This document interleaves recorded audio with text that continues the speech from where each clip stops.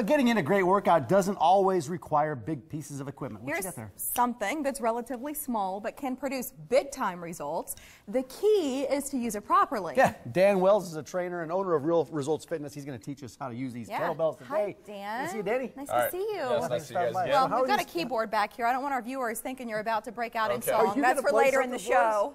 Yeah, well, it's a new trick I learned. It's kettlebelling and keyboarding. Very talented. Hybrid technique. Wow, that's high-end. What's the difference between kettlebell workouts and more traditional workouts? It just depends on what context you're using it in. Kettlebells can be very challenging for your metabolism. They're more diverse than like a dumbbell or using a squat rack or stationary machines. And there's an element of cardio in there too. Exactly. If you use these properly, you can get your heart rate to skyrocket. You can get everything boosted in a short period of time. Should you always get a trainer's guidance before giving kettlebell a shot? I would absolutely say so, yes, because it is not just a piece of equipment you can pick up. It does require using certain muscles. Safety is always an issue with these, as well as making sure that you're doing it properly to elicit the most gains out of the exercise, and then also to prevent any kind of injury as well. Yeah, you hold the kettlebell way cooler than I do. You got it right up here. This is called rack position. This is rack? This is where every movement should start from for most exercises with the kettlebell. That's why. Okay. What are the dynamics of it, the shape, and they come in different weights? Give us a 101 on that. All right, so this is a 20-pounder. They do come in all different shapes and sizes. This is a standard just cat barbell. You can get all different competition series. This is the horn. This is the bell. And then, like I said, you can use them in all kinds of different sizes and depending on what your goal is. And when we do workouts, whether it's resistance training or getting on a treadmill, you always have to. There's an element of safety that you have to think about. Are there safety precautions in addition to maybe what you've touched on a little bit here? Definitely knowing how to use the equipment first, knowing what you're trying to accomplish with it, and then making sure that you're progressively working into heavier weights as well. Show us, because I think it'll be a lot easier for us to understand and for our viewers at home to understand once they see the proper form. All right. Well, with the kettlebell, there are some main exercises. The one I like to really work on with my clients is the kettlebell swing.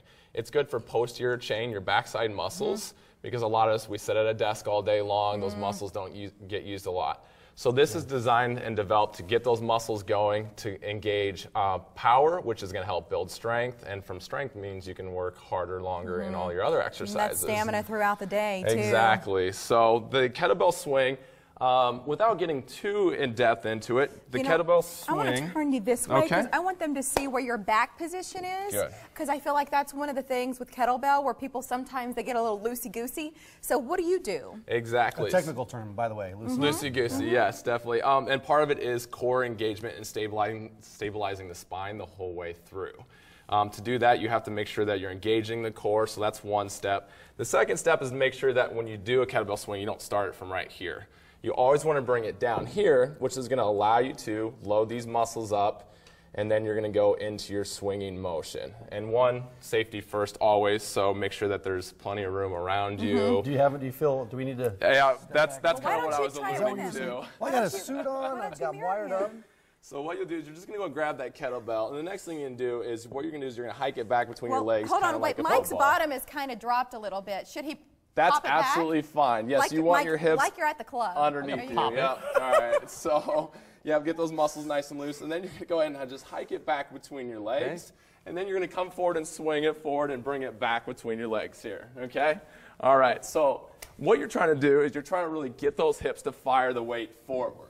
All right, so what Mike is doing is what the typical pattern is when somebody is either just starting out or taught wrong is what Mike is doing is more of a squat, not to call you out, Mike, or anything. No, call him out because I want our viewers to know what's right. Exactly. So when you, what I was happens doing is, too much of a squat. when you squat, you're not going to get the hip When I was picking it up, that's what I power. was supposed to do though, right? Yes, definitely. That's how you start out, and then you start using your hips to thrust the weight forward. A lot of people pull with their arms, which engages the low back muscles and can really cause a lot of pain and discomfort back there. So, but if we're using this part of our body, we're getting a little more power to get the job done. Exactly, and power and explosiveness is the key here. It's hard to be explosive through a squat, more of a hip hinge. So that's the difference between the two patterns. In my defense, I have a little bit of resistance with this coat on too. Yeah, it's the coat, guys. Definitely having proper clothing on will help. Apologize. So. It's okay.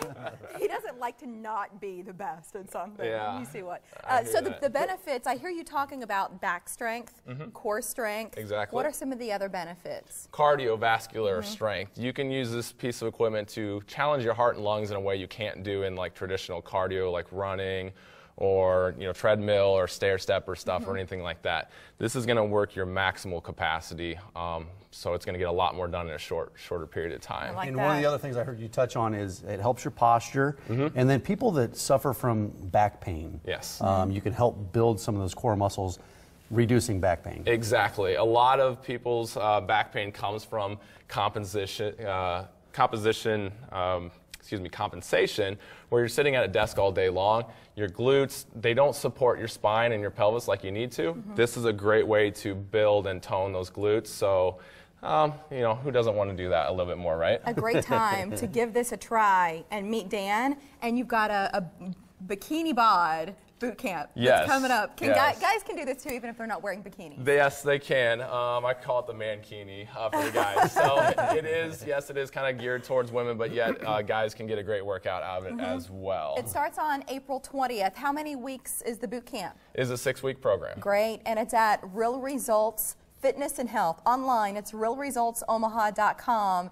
We're showing you some images earlier of some of Dan's clients getting a workout, but it's all about results. Maybe some people do work out for fun, but I think most of us do it to see a difference, to feel a difference, and maybe kettlebell is a great way to do it, especially as we're going into these warmer months. Clothes are getting a little bit lighter, we're wearing a little bit less, but I think it's also about energy and just feeling top notch. Yes, definitely. Thanks a lot, buddy. Thanks, All Dan. right, thanks a lot, you guys. Thanks for the tips. All right, Great you're welcome. to have you here. All right.